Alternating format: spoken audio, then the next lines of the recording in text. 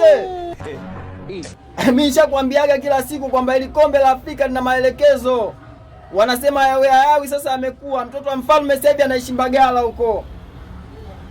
Au unauliza wamechukua? Sasa unauliza mishipa kilo mdogo wangu.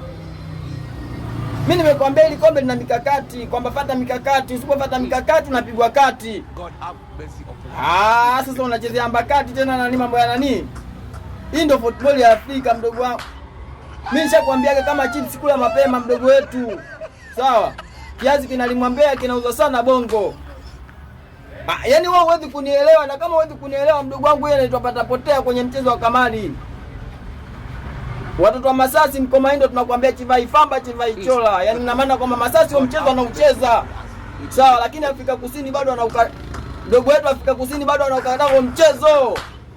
Unaleta michezo ndani ya michezo, hiyo ni komedi sasa unaleta ndugu wetu. Wewe unachoshinda kujizika kitu gani?